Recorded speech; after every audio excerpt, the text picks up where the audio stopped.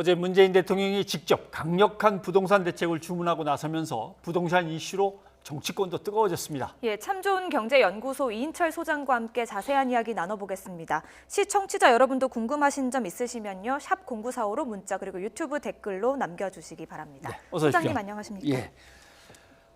부동산 대책을 내놓으면 어딘가 조금 빈 구석이 보이고 풍선 효과도 일어나고 하니까 대통령이 다시 불러갖고 특별 조치를 지시했습니다. 대통령의 지시사항부터 좀 설명을 해주시죠. 그렇습니다. 지금 부동산 시장이 이제 대책의 내성이 생기면서 서울의 집값이 월간 기준 6월부터 상승세로 돌아섰어요. 네. 여기다 6.17 대책이 발표됐지만 30대가 굉장히 분노하고 있습니다. 아니 실수요자인데 대출받고 집 사면 바로 6개월 이내에 전입해야 하고 뭐 이런 규정 때문에 주거 사다리를 또 완전히 제거하는 게 아니야 이런 불만이 이제 폭주했습니다. 그러다 보니까 이제 문재인 대통령은 이런 실수요자는 보호하되 투기는 차단하겠다라는 취지입니다. 크게 네 가지를 당부했는데요. 예. 그 지시 내용을 좀 살펴보면 투기성으로 부동산 구입을 하는 거, 매입하는 거는 규제하겠다. 그리고 다주택자에 대해서도 세금 부담을 강화하겠다. 구체적으로 21대 국회에서 이 종부세 개정안은 최우선 입법 과제로 처리해라라고 지시를 한 겁니다. 그리고 두 번째가 이 실수요자들입니다. 생애 최초의 주택 구입자나 이제 전월세 거주자의 경우에는 그리고 청년이나 신혼부부의 주택 구입 시에는 세금 부담을 완화하는 방안도 검토하라. 이렇게 얘기를 했거든요. 부동산 세금은 크게 세 가지가 있어요. 하나는 보유하면 내는 게 있습니다. 보유라는 건 재산세, 7월과 9일에 내는 보유세와 종합부동산세가 있고 그렇죠. 거래세가 있어요. 거래세는 취등록세가 들어갑니다. 예. 팔 때 양도 차익, 이 세 가지가 있는데 보유세는 우리가 선진국보다 낮습니다. 한 80% 수준. 그러나 거래세와 양도세는 불편한 진실이지만 굉장히 높습니다. 예. 그런데 이런 첫 번째 주택 구매하는 사람들도 취등록세가 부담이 될 수 있으니 이런 의미로 해석이 되고 있습니다. 두 번째, 세 번째가 바로 이제 공급 물량 확대예요. 그동안 정부의 스탠스는 3기 신도시를 제외하면 대부분 우리 뭐 자가율이 좀 낮을 뿐이지 주택 보급률은 100%를 넘어섰어. 공급보다는 투기적인 요인 때문에 부동산 시장 교란이 심화되고 있다라는 이제 논리였지만 어쨌든 공급 확대 물량을 얘기를 했고요. 그러다 보니까 일부에서는 그러면 3기에 이어서 4기 신도시도 발표되는 게 아니냐? 이런 이제 기대감이 나오고 있는 거고요. 또 하나가 필요하다면 보완책이 필요하다면 추가적으로 대책 내라라는 겁니다. 자, 이런 것들을 직접적으로 지금 언급을 했기 때문에 아마 21대 국회에서 지금 오늘 뭐 이해찬 대표가 직접 사실은 이제 김현미 국토부 장관이 주무부처 장관으로서 현 정책에 대해서 얘기를 해야 되는데 오히려 이해찬 대표가 부동산 시장의 불안에 대해서 송구하다라고 이제 사과를 한 것으로 미루어서 약간의 어떤 이 정책의 전환이 있을지 여부는 좀 지켜봐야겠습니다. 일단 지지율이 떨어지는 게 급하니까 대표가 얼른 나서시긴 했군요. 그리고 많은 분들이 세금에 대해서 민감하게 반응하시는 것 같습니다. 문재인 대통령도 21대 국회에서 종합부동산세법 개정안, 종부세법 개정안 제일 먼저 처리하라 이렇게 지시를 했는데요. 종부세 어떻게 해야 합니까? 총선을 앞두고는 뭐 내리겠다고 했다가 또 이제는 올리겠다고 하거든요. 어떻게 해야 됩니까? 맞습니다. 이 정책의 일관성이 좀 있어야 되는데 사실은 이 총선 과정에서는 여당 일부 의원들조차도 강남에 이제 입후보하신 분들은 1주택자의 종부세는 낮아야 한다 이런 얘기를 했거든요. 여기다 이제 이낙연 당시 선대본부장까지도 동조하는 듯한 발언을 했기 때문에 20대 국회에서는 무산이 됐지만 21대 국회에서는 종부세 인상안이 이제 굉장히 일사천리로 갈 확률은 높습니다. 그럼에도 불구하고 야당은 또 1주택자의 보유세 강화에 대해서는 좀 반대하는 입장은 있습니다. 그러나 전세적인 트렌드는 이 보유세는 우리가 이제 앞서 제가 말씀드렸습니다만 선진국의 한 80% 수준이에요. 그러니까 높여가는 게 맞습니다. 그리고 지금도 공정시장 가액뿐만이 아니라 이걸 현실화하고 또 하나는 종부세를 인상하는 것이 지금 단계적으로 되고 있어요. 그러다 보니까 선진국도 보면 이 보유세를 강화하는 식으로 가는 건 분명히 맞지만 그럼에도 불구하고 다주택자들이 세금 부담 때문에 집을 좀 내놔야 되는데 지금은 약간은 좀 정책이 미스매치라고 해야 되나요? 2017년 8.2 대책에는 임대사업자들에서 강제 혜택을 줬습니다. 뭐 여러 가지 세제 혜택을 주면서 권장했는데 그분들은 다주택자이지만 8년 동안 매물을 내놓을 수가 없어요. 자, 그런 부분에 있어서 매물 잠긴 현상이 있었고 또 하나는 이게 다주택자들이 야, 종부세 부담이 커진 것보다 오히려 집값 상승에 대한 기대감 때문에 오히려 갖고 있다는 겁니다. 예. 아니면 중요하나 상속으로 돌리고 있다는 거거든요. 궁극적으로 보유세 부담을 강화하면서 다주택자들한테 압박을 주는 건 맞지만 집값 상승세가 세금의 인상분보다 훨씬 커버리면 매물이 안 나온다는 거거든요. 예. 그러다 보니까 시장 안정이 우선돼야 합니다. 어렵습니다. 이 아까 말씀하신 일관성, 이제 개연성이라고 하는 게 정책이 이제 있어야 되는 건데 그게 이제 정책이 어떻게 흘러가고 어떻게 될까 하는 것도 알면은 거기에 또 투기가 몰려버리니까 맞습니다. 이게 참 집값 정책은 어렵습니다. 그러나 좀 이렇게 가닥을 확실히 잡고 보유세는 계속 올리겠다.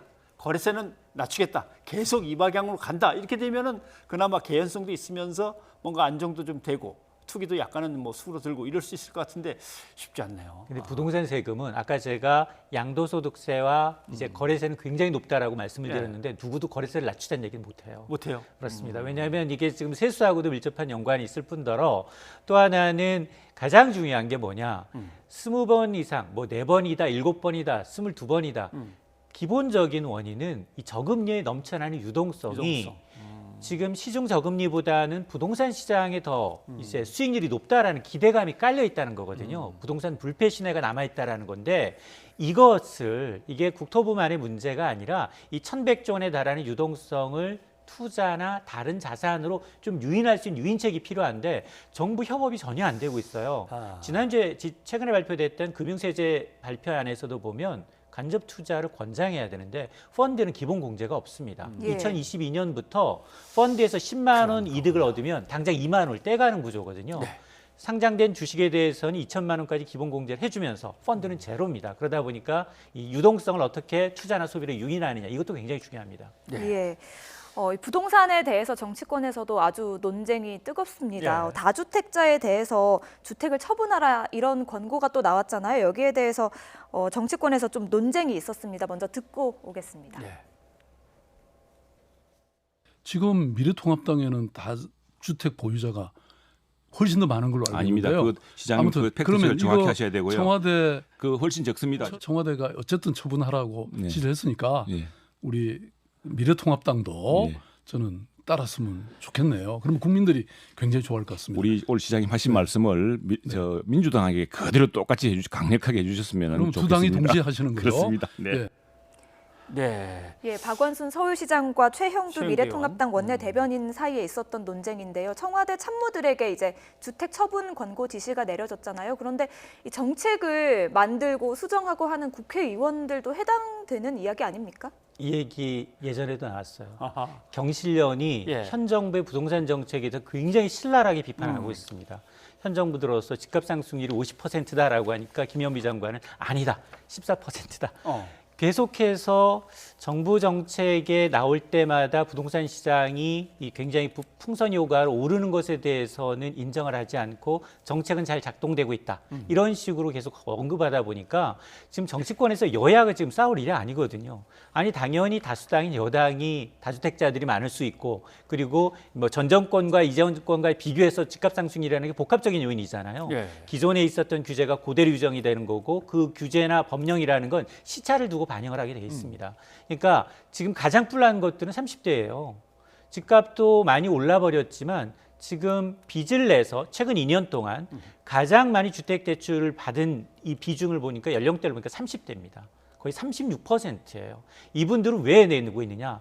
이렇게 투기적인 세력이 집값을 올려놓으니까 내 생에는 정말 집을 살 수 없겠구나라는 부담감 때문에 빚을 내고 사고 있다는 거거든요. 네. 이런 분들이 지금 정치권에서 여야가 야, 니네가 집이 더 많고 다주택자가 더 많고 니 현 정부에서 집값 상승이 더 높고 이런 싸움을 보길 원하는 건 아니거든요. 예. 그러니까 머리를 맞대고 실수요자들이 피해를 가지 않도록 하는데 머리를 맞대야 되는데 오히려 지난 이제 국회에서는 뭐 야당이 전혀 상임위 활동을 안 하다 보니까 종부세 인상하자라는 안이 그대로 폐기가 됐어요. 네. 자, 그런 걸 미루게 되면 누구 하나의 잘못은 없습니다. 손뼉이 마주쳐야지 소리가 나지 자, 않습니까? 뭐 시간이 없어서 시청자들의 질문 다는 소화를 못 하는데 5천만이 궁금해하는 한 가지. 그럼 하반기 부동산 시장은 어떻게 되겠습니까?